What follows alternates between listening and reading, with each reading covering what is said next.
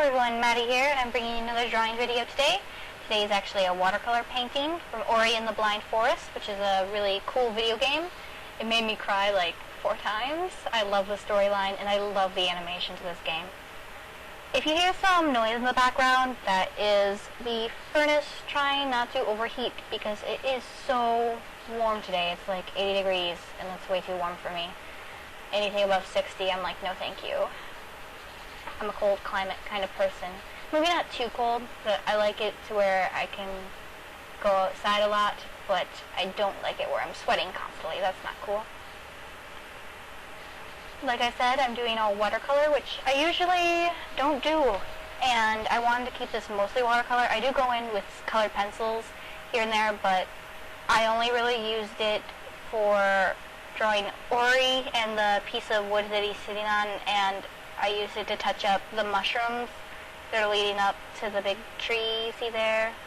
I forget what else they call that in the game, but yeah, I've actually had this sketch for quite a while, and I just haven't gotten around to painting it, because I knew I wanted to use watercolor with this, but I don't always have time to take out my watercolors and, you know, paint with them. Plus, I'm not really good with watercolors, so I was nervous I was going to ruin the sketch, and I thought it was really cute, and I didn't want to ruin it. But I think it turned out alright in the end. I'm just going in with a bunch of colors. I'm not shading too much. I wanted it to be mostly blues, but I do go in and add like brighter greens later on. I'm just using it as like a blue-green as kind of my base for most things in this. Kind of to map out like where there were going to be trees and where there was just going to be grass. There's actually not a whole lot of trees in this. I kind of just put trees off to either side, and then there's the big tree, which again I don't remember what it's called. I probably should have looked it up before I started recording, but I didn't. And yeah, I don't have a whole lot to say about my process because I really don't think I'm good enough with watercolor to give advice on how to use it. I kind of just start small and kind of layer it up as I go and hope it looks okay in the end. I only really used 3 different brushes, and 2 of them were pretty much the same size and same shape, but one of them I used for mostly greens and the other I used for mostly blues. And I don't really rinse off my brush every time I put a new color on, because I usually start with one area and keep working on that one area, and I don't mind if the colors mix in that area because that's the kind of lighting that's in there and that's the kind of colors that are in there. So it's fine if it has a little bit of one color on something else. Like you can't really see it too much now, but I'm using purple. Yeah, okay, I used purple like on the trees in this area, and I left the purple kind of on there while I was still using the green to go over the leaves of the trees there. And I actually really like shading green with purple. That's one of my favorite.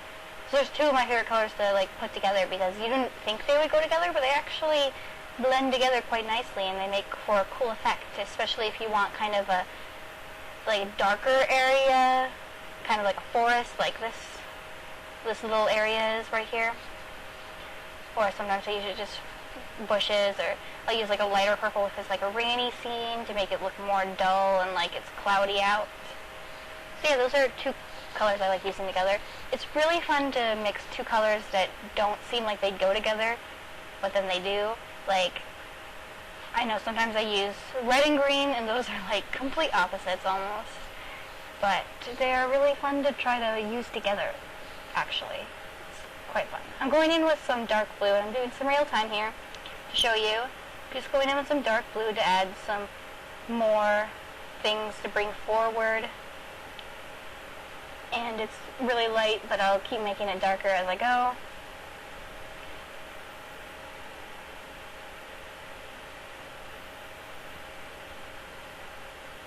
I used both watercolor and I used a little bit of acrylics later on too, which you will see soon.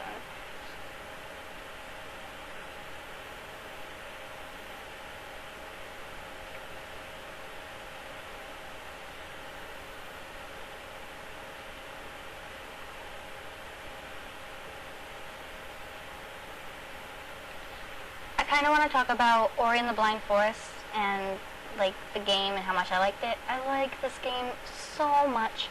I first wasn't sure about it because like I just saw that it won a lot of awards for the animation, because the animation is beautiful. If you look up gameplay, you will see how pretty it is, and it immediately made me inspired to draw. And like I said, I have had this sketch for a very long time, and I just have not gotten around to painting yet. So I'm so glad that I got to. It's a really sad story. I cried like 4 times, but I got through it. And it was good. It was a good time. I'm a really sensitive person, so I don't know if everyone would cry while playing this game, but I know I did. So I get attached to characters, and I get invested in their lives. And the gameplay was surprisingly good too, because usually when you have a game that's more story-based, it doesn't have a whole lot of really good gameplay, but this one had both. It was so good. It had a good soundtrack too. The soundtrack was really nice. Parts were intense, parts were nice and soft. I like listening to it every now and then if I just need some background noise. I'm going in with more dark blue to bring it all forward. I really like how that one corner of trees with the purple in it turned out. And I like how the cliff part turned out too. In the end, it looks really nice, and it's probably like the best portion of the drawing, because I spent so long on it, because I knew what I wanted this area to look like, because I was looking at a reference picture, and it didn't turn out exactly like the reference picture, but that's okay. I didn't really want it to turn exactly like it, because I did mess with the orientation of where stuff was a little bit, so it was fine. The mushrooms turned out kind of weird. They were like the only non-bluish, green, purple-y colors in the entire piece. So they do look kind of out of place, but the reference I was looking at, they were red, like reddish orange, and I didn't want to change that because they would have blended in with everything else, I think, if I had made them any other color. It does add a little bit of brightness, and it kind of draws your eyes to where Ori is sitting, which you're supposed to be looking at Ori. He's like the main part of the piece, which is why he's in the front. So I suppose it all worked out. Usually I get really tired of using just one color, but I didn't mind doing all the greens in this. It was actually kind of fun trying to get different layers and different areas, because I worked on them all on their own. Like, I didn't look at the rest of the piece while I was working on just the one little sections, and maybe I should have, so I could bring it all together more, but I think it made it so every little section kind of looks like its own little atmosphere. I tried to add pine trees there, and I don't know if those literally look like pine trees, but I tried really hard.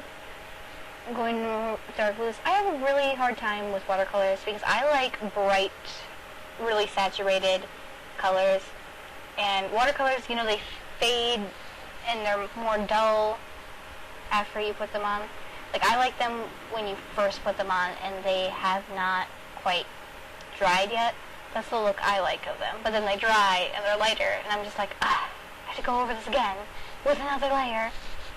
It makes me kind of irritated. That's probably why colored pencils are my preferred medium, because you can still layer on lots of different types of colors and lots of layers, but it'll be really bright. I love bright, colorful things.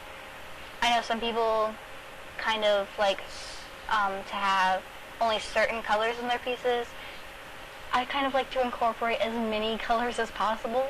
I love colorful artwork. It just makes it feel so much more bright and lively to me, because nothing is just one color. Everything is tons of different colors. And I know some people have like their preferred aesthetic when it comes to art, and they like to have only a certain set amount of colors, and they always have their colors set out beforehand. I have never done that. I've never set out my colors beforehand, because I always know I'm going to want to come in with a bunch of different other things. So I might as well just leave it open to however I feel at the moment. So that's what I do. This is a very long video. I really wasn't prepared with a lot of commentary for this. But I really hope you guys like this piece as much as I liked working on it. I see a lot of mistakes that I could have worked on. I don't really like the base of the tree at all, especially towards the end, because I tried adding like dots of color, because there's, in the reference picture I was looking at, there was lots of little dots of white and yellow, kind of like little fireflies or something everywhere, and I wanted to do that, but it just looks sloppy when I did it.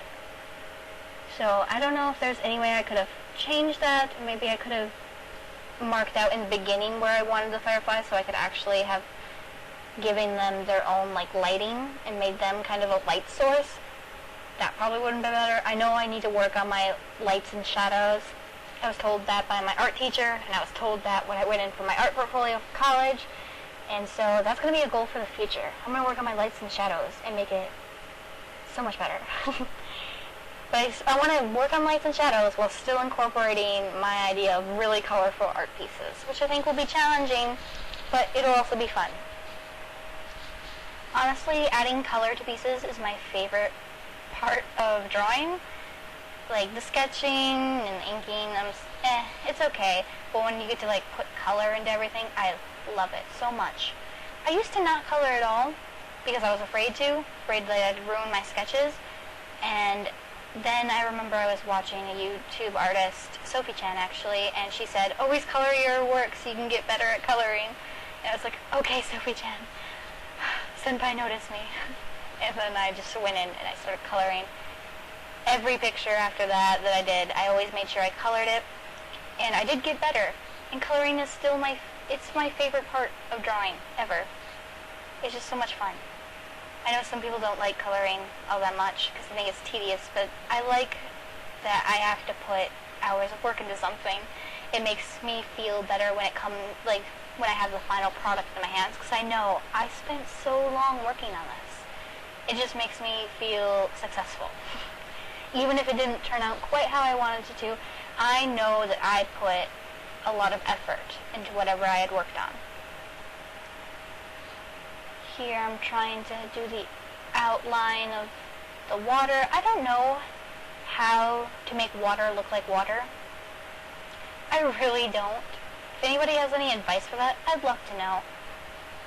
Maybe I'll find some tutorials on it. I'm working on the tree where Ori is sitting. Oh, you may have noticed that some of it got cut out, and that was because my battery died in my camera, and I hadn't noticed until I had already colored where Ori was sitting and like outlined Ori and darkened up the mushrooms, and I was like, oh, I'm not recording anymore. So I apologize for that. But this video was quite lengthy, so maybe it's okay that that little bit was cut out. I mean, if that was the part you were looking forward to watching, I'm sorry. I'll try to make sure that doesn't happen again in the future. And here I am adding the dots to the base of the tree, and it's looking ugly. I kind of fixed it up. I kind of went overboard with the dots, was like, it needs to look like it's magical, and then too magical, Maddie. I know you don't think that's possible, but sometimes it's just too much for the muggles. So here I am trying to darken up bits here and there. Sorry if you're hearing noises. My dog is very anxious. He's probably wondering why I'm talking to myself. Well, we're nearing the end of the video. Thank you so much for watching. I really hope you like this, and see you in the next video. Bye!